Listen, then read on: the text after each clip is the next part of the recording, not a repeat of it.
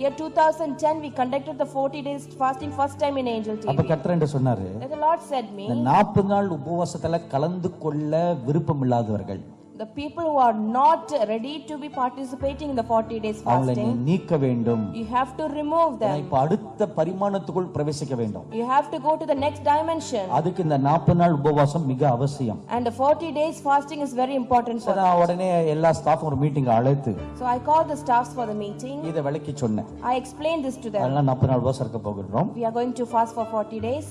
காலையில 12 மணி வரைக்கும் வேலை உண்டு. Until 12 we have to work. 12 மணில இருந்து 5 மணி வரைக்கும் நம்ம எல்லாரும் கூடி ஜெபிக்க போகின்றோம். 12 to 5 p.m. we gather and pray.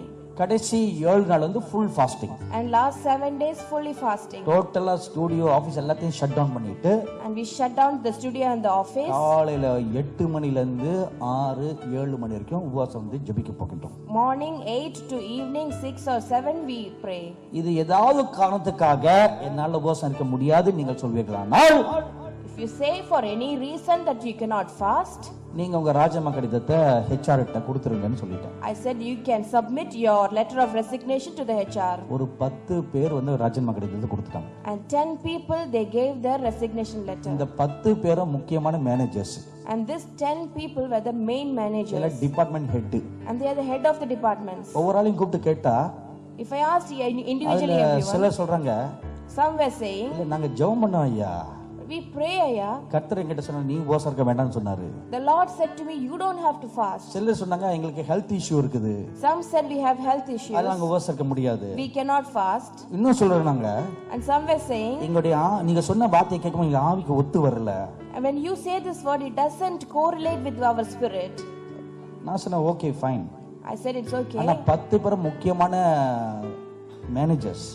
These 10 were the main managers. நான் போய் ஜெபம் பண்ணேன். And I prayed. என்ன ஆண்டவரே 10 பேரும் போயிட்டா இந்த வேலையை எப்படி செய்ய போறோம் அப்படின்னு. I prayed, Lord, if 10 of them leave, how we will do the job? 10 பேர் போனா 100 பேர் நான் உனக்கு அனுப்புவேன்னு சொன்னாரு. The Lord said, if 10 people goes, 100 people I will send to you.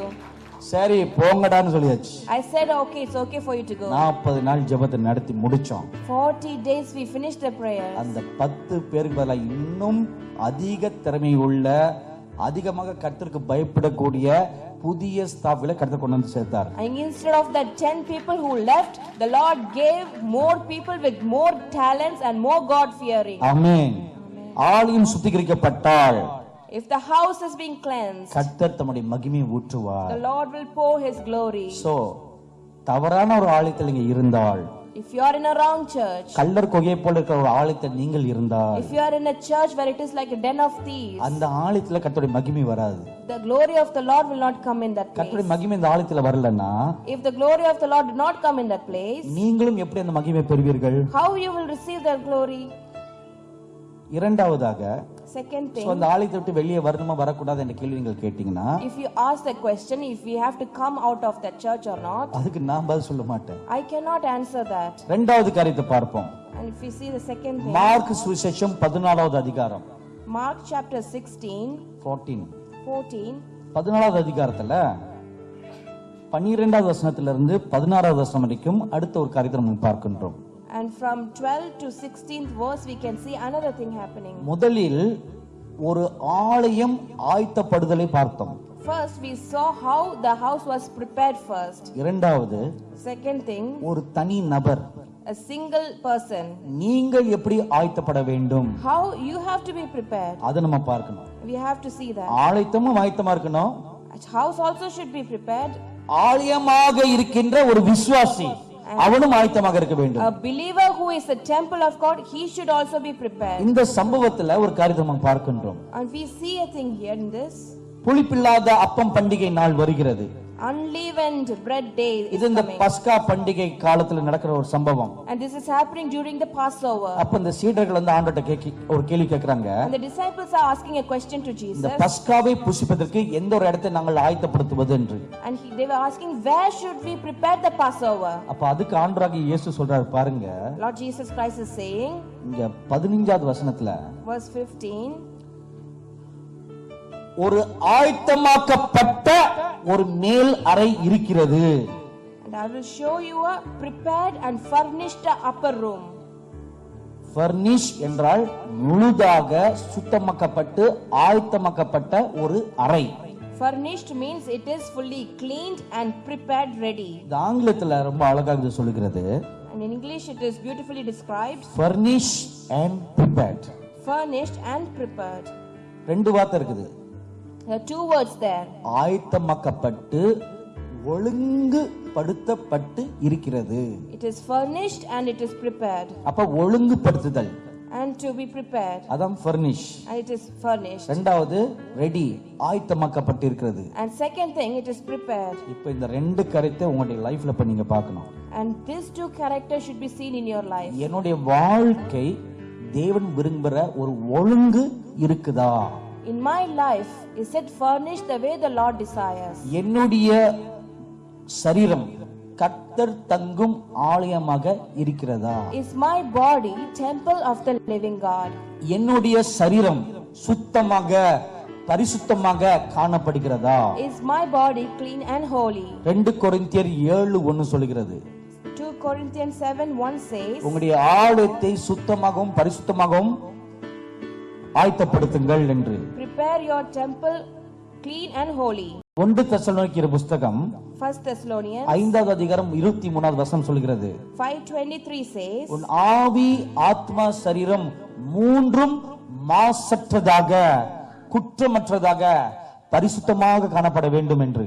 And your spirit, your body and your soul should be blameless, preserved unto the Lord. அப்ப உங்களுடைய ஆவி ஆத்மா சரீரம் மூன்றும் சுத்தமாக இருக்க வேண்டும். Or your spirit, soul and body, all these three things should be preserved holy. அங்க ஒரு ஒழுங்கு இருக்க வேண்டும். And there should be a furnished thing there. உங்க சிந்தை தேவனை தேடும் சிந்தை அங்க இருக்கிறதா?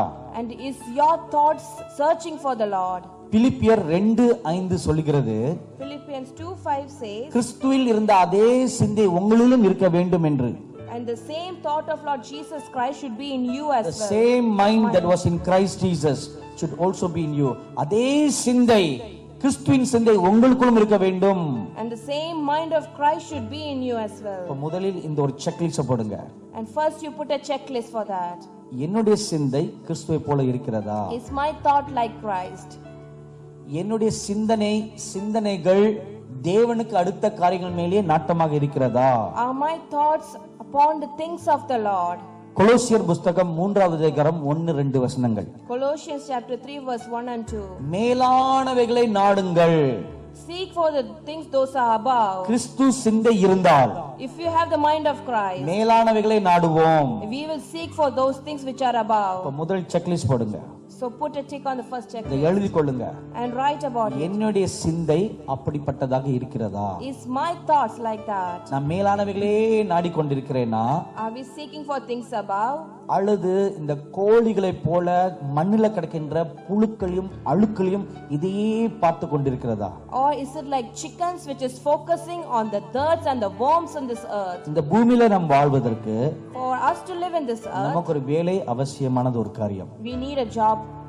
ஆனா அந்த வேலை விக்கிரகமாக வரக்கூடாது. But that job should not become an idol. ஒரு வேலை அவசியம். Job is வேலைக்கு essential. போகணும் வரணும். You have to go and come for the job. 4 காசு சம்பாதிக்கணும். You have to earn. 3 வேளை சாப்பிடணும். You have to eat 3 மனைவி times. மக்கள் நல்லா இருக்கணும். And all of them should be good and well. டீசெண்டா உடுத்தணும். Have decent clothing. அதுக்கு போதுமான சம்பாத்தியம் போதுமானதாக இருக்கும். And the earnings should be enough for that. ஆனால் அதுவே என்னுடைய உத்தியோகமே ஒரு விக்கிரகமாக பேராசையாக பொருளாசை நிறைந்ததாக என் உள்ளம் மாறுதா? And this job, is it making it an idol in my life, or am I becoming covetous in my life? அப்படி இருந்தால் அது பாவம்.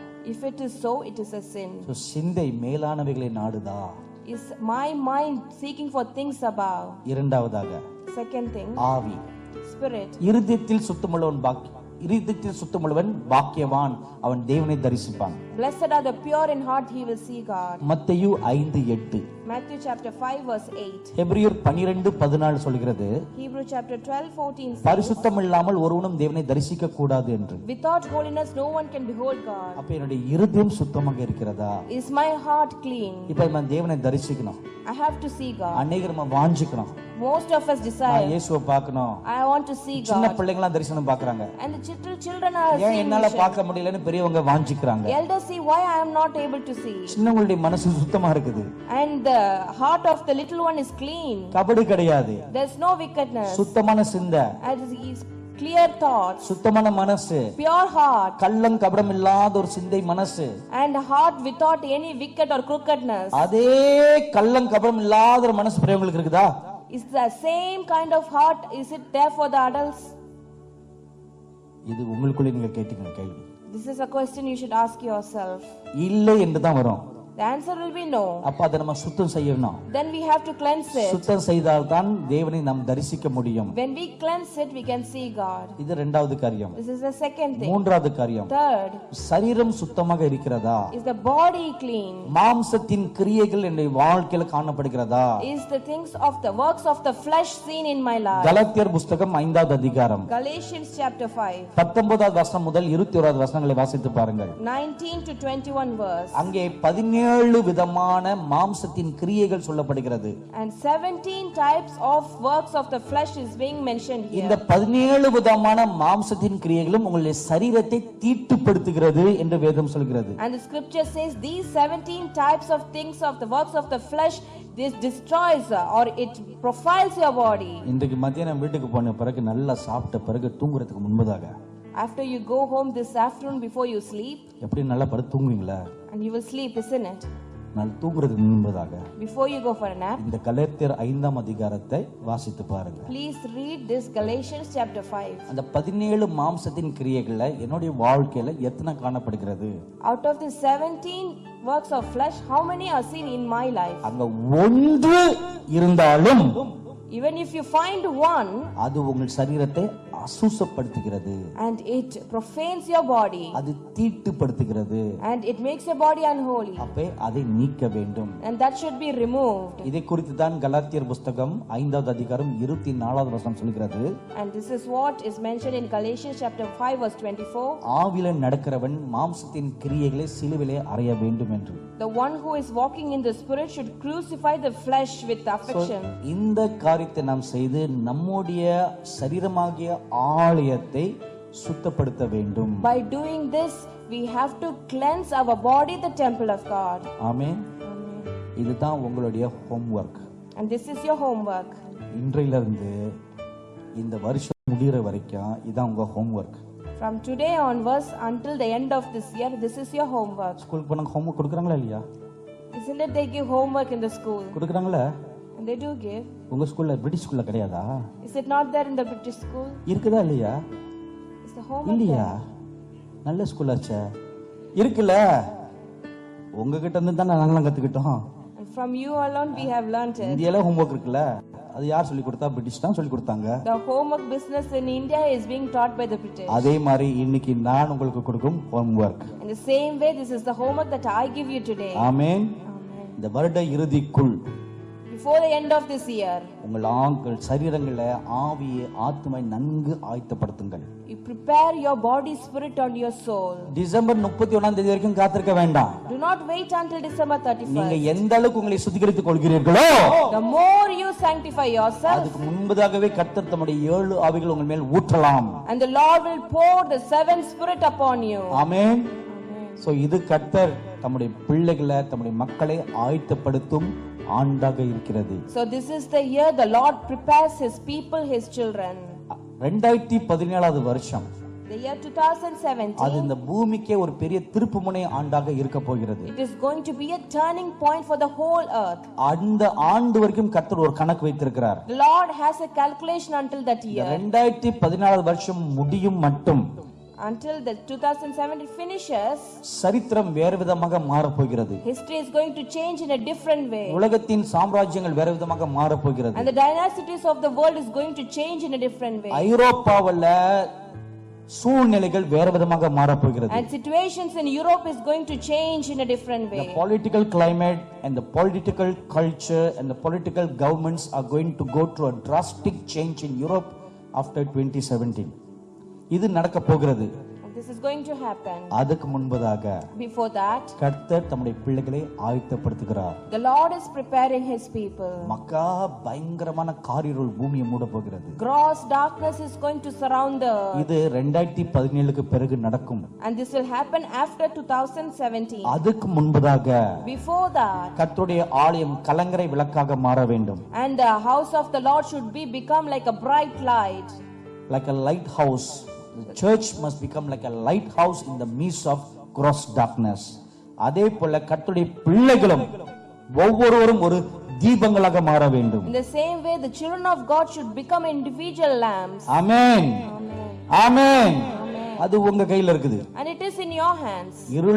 இருளாக இருப்பதும் வெளிச்சமாக மாறுவதும் உங்கள் கையில் இருக்கிறது. It is in your hands to become darkness or to become bright light. எனக்கு அருமையானவர்களே, my dearly beloved, உங்கள் எல்லார் மேலும் கர்த்தர் தம்முடைய 7 ஆவிகளை ஊற்றி உங்களை வல்லமையாக ஒரு விளக்காக வெளிச்சமாக உபயோகப்படுத்த தேவன் விரும்புகிறார். The Lord desires to pour his 7 spirit on each and every one of you and use you. நான் மீண்டும் சொல்கிறேன். I say again, சிறு பிள்ளைகள் மேல, upon the little children, வாலிபர்கள் மேல, upon the youths, வயோதிபர்கள் மேல, upon the elders, ஊழியர்கள் மேல, upon the ministers, குறிப்பாக பெண்கள் மேல, especially the women, இப்பொழுது கர்த்தருடைய கண்கள் அவர்கள் மேல இருக்கிறது. The eyes of the Lord is set upon them. உங்கள் நேரம் இப்பொழுது வந்துவிட்டது. Your time has come now. Amen. Amen. நீங்கள் எழும்பி பிரகாசிக்க வேண்டிய நேரம் வந்துவிட்டது. And it is time that you rise and shine. அதுக்கு நாம் ஆயத்தப்பட வேண்டும். And we have to be prepared for that. ஆமென்.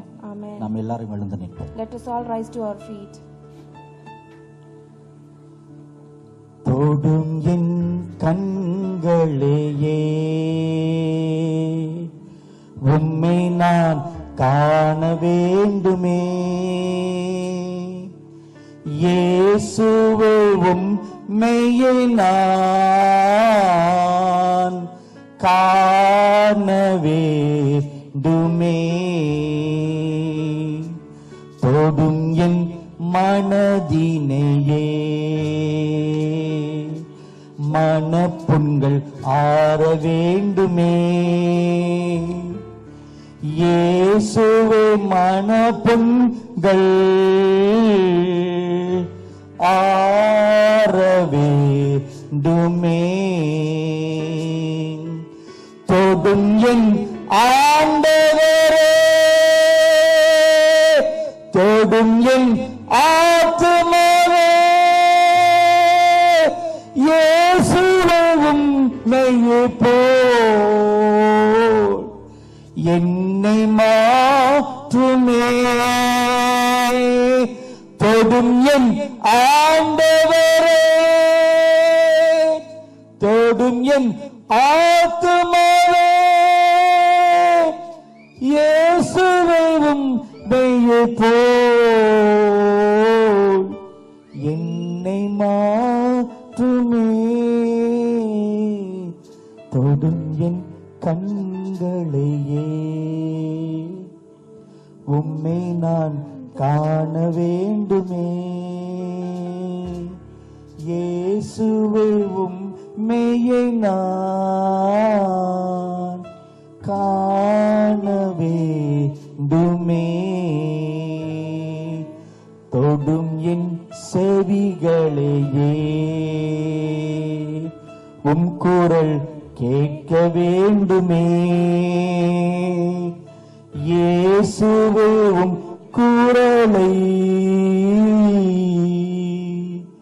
கேட்க வேண்டுமே.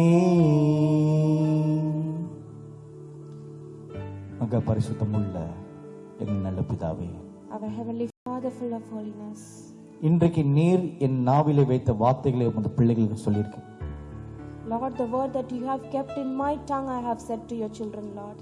எத்தனை உள்ளங்கள் திறக்கப்பட்டு இந்த வார்த்தைகளை கேட்டதோ, Lord, how many of our hearts are open and have received this word, O Lord. அத்தனை உள்ளங்களையும் நீர் ஆயத்தப்படுத்தும். Prepare all those hearts, O Lord. எத்தனை சிந்தனைகளை இன்றைக்கு நீர் திறந்தீரோ, How many thoughts you have opened today, Lord. அத்தனை சிந்தனைகளும் உடைய வார்த்தைகளையும் கற்பனைகளையும் எழுதுவீர்களாக. On all those thoughts write your word and your commandment, Lord. எத்தனை இருதயங்கள் இன்றைக்கு நீர் திறந்து How many of our hearts you have opened today, Lord. நம்முடைய வார்த்தைகளை ஒரு நல்ல நிலத்துல விழும் விதைகளை போல விழுந்ததோ, The way how the seed falls in the good land as it has fallen today, O Lord. ஒவ்வொருவரும் இப்பொழுது நீர் தொட்டு ஆசீர்வதிப்பீராக. Touch each and every one and bless them, Lord. நீரே எங்களது நல்ல மேய்ப்பராக இருக்கிறீர். You are our good shepherd. என்னுடைய ஆடுகள் என் சத்தத்தை அறியும் என்று வார்த்தை சொல்கிறது. The one word says your sheep will hear your voice. அது மட்டுமல்லாமல், Not only that, ஒரு நல்ல ஆடு தன்னுடைய மேய்ப்பனுடைய சிந்தையும் அறிந்திருக்கிறது. a good sheep knows the thought of its shepherd. நீர் எங்கள் நல்ல மேய்ப்பனாக இருக்கிறீர். You are our good shepherd. இப்பொழுதும் இந்த ஆலயத்துல நீர் உமது பிள்ளைகள் ஒவ்வொருடனும் பேசியிருக்கிறீர்.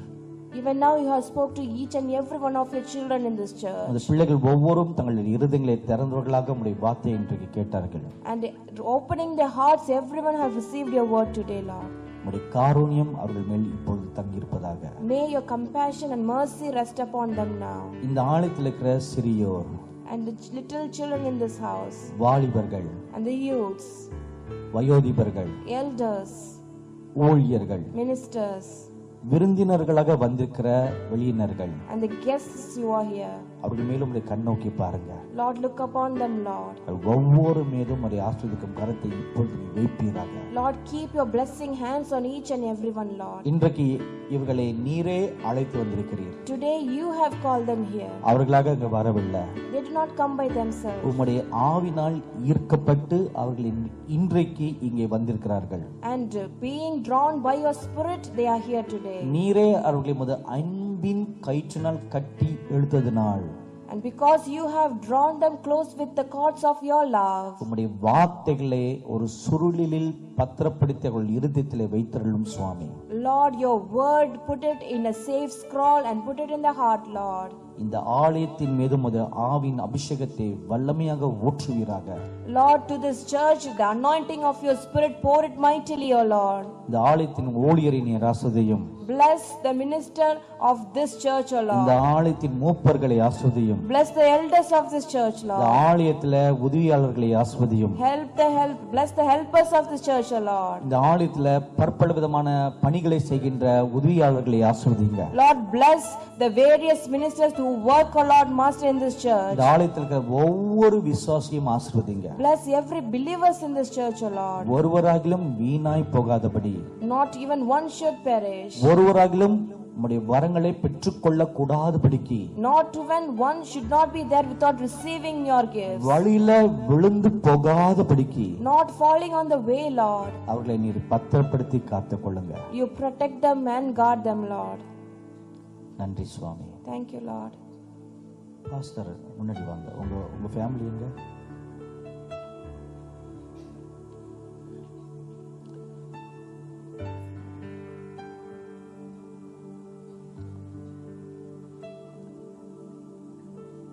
பரிசுத்தமுள்ள எங்கள் நல்ல பிதாவே, Our heavenly Father, full of holiness. உம்முடைய ஊழியக்கார குடும்பத்தை உமது கரத்தில் ஒப்புக் கொடுக்கும் சுவாமி. Lord, we commit the family of your minister into your hands, O Lord. Pastor ஐயாவும் பாஸ்டர் அம்மாவும் கரத்தில் ஒப்புக் கொடுக்கிறோம். Lord, we give the pastor and his wife into your hands, Lord. அவருடைய 2 பிள்ளைகள் உமது கரத்தில் ஒப்புக் கொடுக்கிறோம். And both children into your hands we give, Lord. இந்த ஆலயத்தை நடத்தும்படியாக நீ தெரிந்து கொண்ட இந்த பாத்திரத்தை உம்முடைய கரத்தில் ஒப்புக் கொடுக்கிறோம்.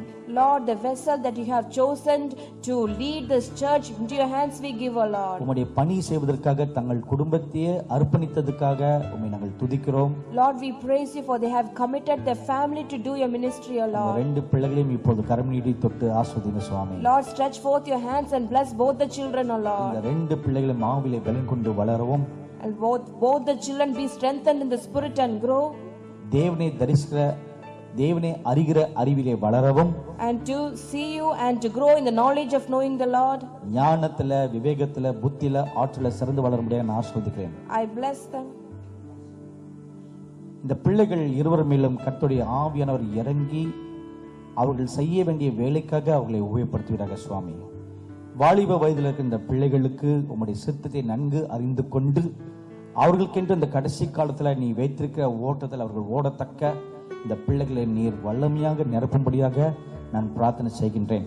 நாங்கள் சின்ன பிள்ளைகள் தானே, எங்களால் என்ன செய்ய முடியும் என்ற எண்ணம் அவர்கள் உள்ளத்திலிருந்து அகற்றி இந்த 2 வாலிப பிள்ளைகள் மேலும் கர்த்தருடைய 7 ஆவிகளும் வல்லமையாக இறங்கி நிரப்பி தங்கள் வயதினராய் தங்கள் ஜெனரேஷன் வாலிப பிள்ளைகளை சந்திக்க முடியான ஒரு பாத்திரங்களாக இவர்களை நீ உபயோகப்படுத்தும்படியாக நான் பிரார்த்தனை செய்கிறேன் சுவாமி.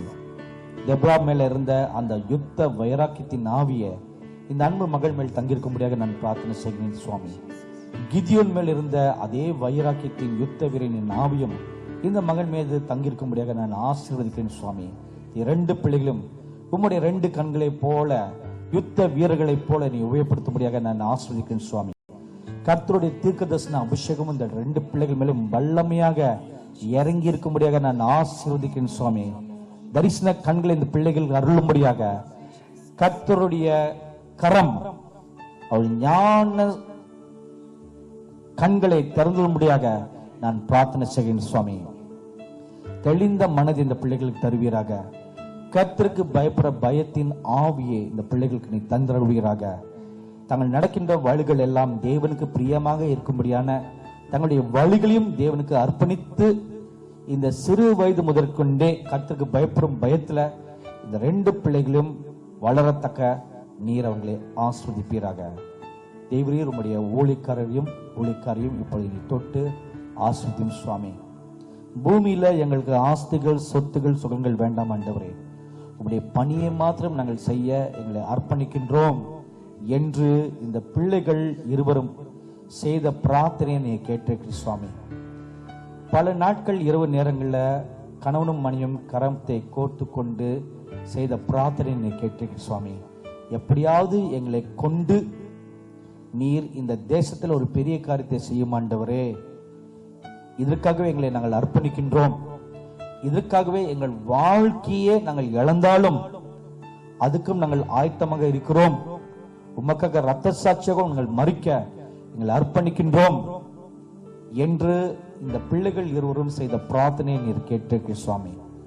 ஒருவரும் காணவில்லை, மறைவில 4 செவத்துக்குள்ள தங்கள் பிள்ளைகளுக்கும் தெரியாத செய்த இந்த பிரார்த்தனையை முதல் முறையாக அவர்கள் செய்த பொழுது நீர் அவர்கள் நடுவில் நின்று கொண்டு அன்றைக்கு ஜூலை 17வது நாள் அவர் ஏறெடுத்த அந்த பிரார்த்தனை சுவாமி.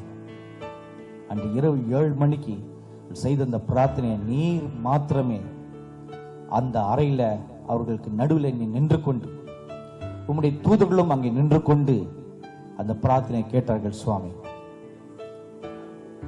அன்றைக்கு உங்களுடைய பிள்ளைகளுடைய உள்ளத்துல நீர் ஒரு வாக்குத்தத்தத்தை வைத்தீர். இது முதற்கொண்டு நான் உங்களை ஆசீர்வதிப்பேன் என்ற ஒரு வாக்குத்தத்தத்தை அன்றைக்கு வைத்தீர் சுவாமி.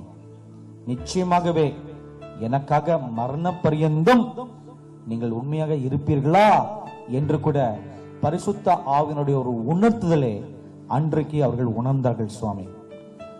பல ஆண்டுகள் முன்பதாக உமது பிள்ளைகள் தங்கள் வாழ்க்கையும் தங்கள் குடும்பத்தையும் தகன பலியாக உமது பீடத்தில் வைத்ததை இன்றைக்கு பகிரங்கமாக சபையார் நடுவுல நான் அன்று அங்கே இருந்தேன், நான் கேட்டேன், அறிந்தேன், இப்பொழுது அதை கனப்படுத்தும் நேரம் வந்தது என்று சொல்லத்தக்க நீர் யாவரும் கேட்கும் வண்ணமாக இந்த காரியத்தை வெளிப்படுத்தி உங்கள் பிள்ளைகளுக்கு சொல்கிறபடினால தேவரையும் நாங்கள் துதிக்கிறோம்.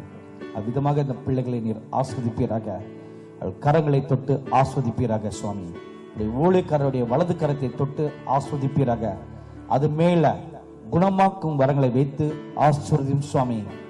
அநேக நாட்களாக அவர்கள் வேண்டிக் கொண்ட காரியத்தை இந்த நாட்கள்ல நீர் செய்வீராக. வியாதியஸ்தர்கள் யாரு வந்தாலும் அவள் மேல் தங்கள் கரங்களை வைத்து பிரார்த்தனை செய்யும் பொழுது வியாதியஸ்தர்கள் யாவரும் சொஸ்தமாகும்படியாக இயேசு கிறிஸ்து நாமத்தினால சுகமாக்கும் வரத்தினால இந்த பிள்ளைகளை நிறைத்தரலும் ஆண்டவரே. அதே போல நொறுங்குண்ட இருதயத்தோட வாழ்க்கையில தோல்வி அடைந்தவர்கள், எதிர்காலத்துல ஏமாற்றம் அடைந்தவர்கள், வாழ்க்கையை கேள்விக்குறியாக இருக்கிறதே, தேவனுடைய சித்தம் என்ன என்று நோக்கி அவர்களிடம் வரும்பொழுது உமது ஊழிய காரியம் தீர்க்கதரிசன வரத்தினால் நிரப்பி, காலங்களை அறிந்து கொள்ளக்கூடிய ஞானத்தின் வரத்தினாலும் நிரப்பி, அவர்கள் நடக்க வேண்டிய வழிகள் இன்னதென்று போதிக்கத்தக்கதாக, வழி நடத்தும் தக்கதாக, டெபரா எப்படி அந்த இஸ்ரேல் தேசத்துக்கு ஒரு நியாயாதிபதியாகவும் ஒரு தீர்க்கதரிசியாகவும் இருந்து கொண்டு இஸ்ரேல் தேசத்தின் மக்களை வழி நடத்தினார்களோ, அதே போல இந்த சபையில் இருக்கிற மக்களையும் தன்னிட பிரார்த்தனையை வேண்டிக் கொண்டு வருகிற மக்களை வழிநடத்தத்தக்கதான இந்த தீர்க்கதரிசன அபிஷேகத்தினால, தீர்க்கதரிசன ஆவியினால இந்த அன்பு மகளை நீ நிறைத்தருளும், நிறைத்தருளும் ஆண்டவரே, நிறைத்தருளும். நன்றி இயேசுவே. உம்முடைய காருண்யம் இந்த அருமையான குடும்பத்தை சூழ்ந்து கொண்டு பாதுகாத்துக் கொள்வராக. ஒரு தீங்கும் வராதபடிக்கு, ஒரு நன்மையும் குறைபடாதபடிக்கு சகல தேவைகளும் அவர்கள் சந்தித்து பாதுகாத்துக் கொள்ளும்படியாக அவர்களை நான் ஆசீர்வதிக்கிறேன் சுவாமி. அதே போல இந்த சபையில பணிபுரிகின்ற ஒவ்வொரு ஊழியர்களையும் நீர் போது கரம் நீட்டி தொட்டு அவர்களை ஆஸ்வதிப்பீராக. இந்த ஊழியர்களும் உங்களுடைய குடும்பங்களிலும் தேவனை காத்துக் கொள்வீராக. கர்த்தருக்கு பணி செய்கிறவர்களுக்கு ஒரு நன்மையும் குறைபடாது என்று வார்த்தை சொல்கிறது. எனினும் வார்த்தையும் சொல்கிறது, அப்படிப்பட்டவர்களை பிதாவாகிய தேவன் கனப்படுத்துவார் என்று. அந்த வார்த்தையின்படி இங்கே பணி செய்கிறவர்கள் காசு பணத்தை எதிர்பாராமல் தியாகத்தோட, கர்த்தருக்கு பயப்பட பயத்தோடு பணி செய்கிற ஒவ்வொருவரையும் நீர் ஆசீர்வதித்து கனப்படுத்தும்படியாக நான் பிரார்த்தனை செய்கிறேன் சுவாமி. அதே போல இந்த சபையில அங்கத்தினர்களாக இருக்கிற ஒவ்வொரு அன்பு பிள்ளைகளையும் நீர் கரம் நீட்டி அவர்களை தொட்டு ஆஸ்வதிப்பீராக. உம்முடைய கிருபை அவர்களை சூழ்ந்து பாதுகாத்து